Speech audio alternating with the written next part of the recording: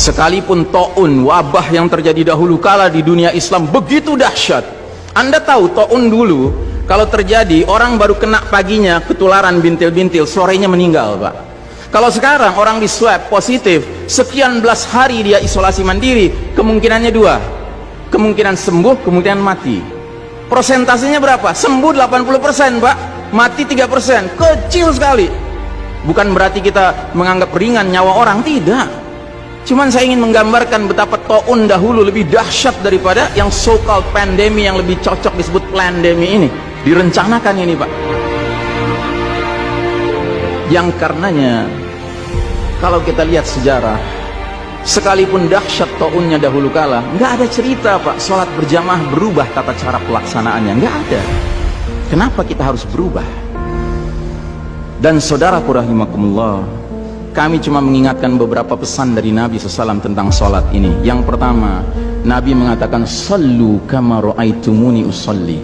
Sholatlah kalian sebagaimana kalian melihat aku sholat. Ini sudah kata mati, Pak. Ini kunci, Pak. Kunci ini. Makanya para ulama fikih memutuskan nggak boleh dikerjakan sembarangan, nggak boleh. Apalagi setelah dia ada aturannya, terus kita berkreativitas menyangka itu lebih baik untuk keselamatan dunia kita, sementara kita tidak peduli dengan keselamatan akhirat kita. Nabi Muhammad SAW menyatakan, hari berbangkit nanti aku akan menunggu umatku di depan telagaku. Aku akan bisa membedakan siapa umatku, siapa yang bukan. Umatku adalah mereka yang wajahnya, tangannya, kakinya bercahaya bekas wudhu. Tapi ketahuilah, ada sejumlah orang wajahnya bercahaya, tangannya bercahaya, kakinya bercahaya. Aku panggil mereka, tapi dihalau sama malaikat, tidak boleh mendekat.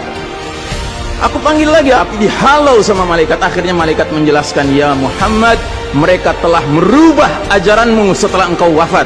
Kata Nabi selanjutnya, menjauhlah, menjauhlah. Nabi nggak mau dekat dengan orang yang berani-beraninya merubah tata cara ajarannya. Dan ajarannya yang paling pokok apa? Tauhid. Setelah tauhid apa? Salat. Dan ingat, salat adalah amal yang paling pertama yang akan diperiksa oleh Allah Ta'ala bagi setiap hambanya. Dan saudara rahimahullah, saya ingin menyampaikan dua hadis lagi. Satu hadis dari Nabi, la tadaru furujatin lisyaitan. Jangan kalian biarkan celah-celah itu untuk syaitan. Ini Nabi Muhammad SAW yang berbicara, bukan Ihsan Tanjung. Kalau Ihsan Tanjung yang berbicara, Anda boleh tolak, Pak. Ini Nabi Muhammad SAW yang berbicara, yang kita baca salawatnya dengan harapan mendapatkan syafaatnya, dengan harapan boleh meminum air dari telaganya. Jadi kata Nabi apa? Jangan biarkan celah-celah itu menjadi tempatnya syaitan. Hari ini tidak sedikit masjid bahkan memuliakan syaitan, memberi tanda di mana syaitan hendaknya berada. Na'udzubillahi min dzalik.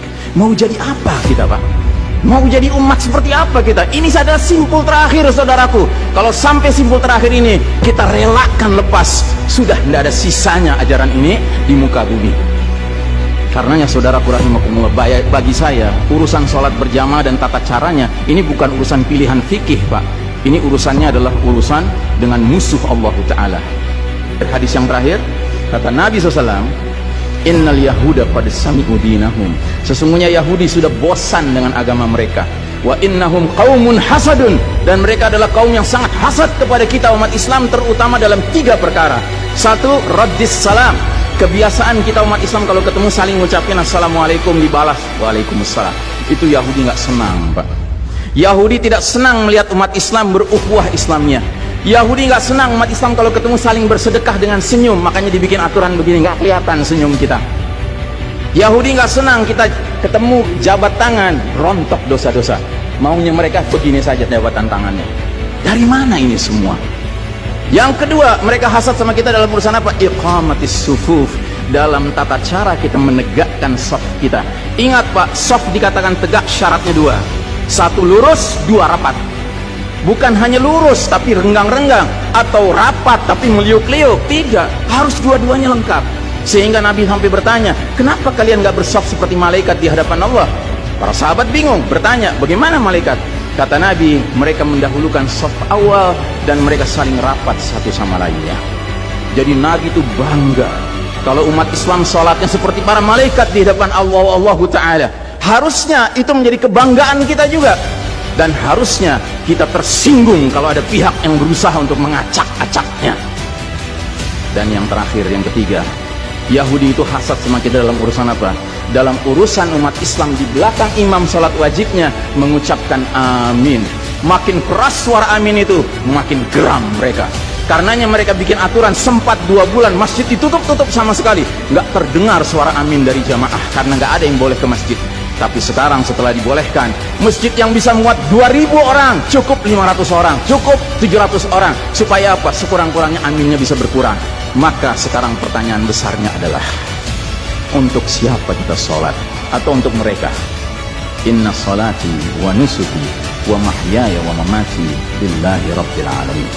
Mudah-mudahan apa yang saya sampaikan tidak membuat bapak dan ibu makan nggak kenyang, tidur nggak nyenyak, tetapi semakin sadar betapa kita sedang hidup di era penuh fitnah di akhir zaman, dan musuh-musuh Allah sedemikian sistematis, sedemikian terencananya membuat kita sadar tidak sadar meninggalkan din kita. Yang paling mengerikan kalau sampai sudah nggak ada perasaan lagi risau dengan ini semua. Karena apa? Nabi bersabda, siapa lihat kemungkaran ubah dengan tangan, nggak bisa dengan lisan, nggak bisa dalam hati. Dalam hati itu maknanya apa? Ingkari itu sebagai kebenaran, itu mungkar. Dan itu kata Nabi selemah-lemahnya iman. Sehingga di hadis yang lain kata Nabi, kalau mengingkari saja sudah nggak ada, udah nggak ada iman sama sekali. Nah, yang kita khawatir kalau kita ternyata ridho saja dengan aturan sholat WHO ini, Pak. Padahal harusnya kita sholat dengan cara Nabi Muhammad SAW, bukan caranya Tedros atau Bill Gates. Kepada jamaah, inilah nasihat dari hati yang paling dalam kepada saudara-saudara yang saya cintai karena Allah, yang kita sama-sama bersalawat, kita sama-sama mengharapkan air dari telaga Nabi. Tapi boleh jadi nggak semua kita ngerti apa yang harus kita lakukan agar air telaga itu dapat jaminan kita boleh meminumnya.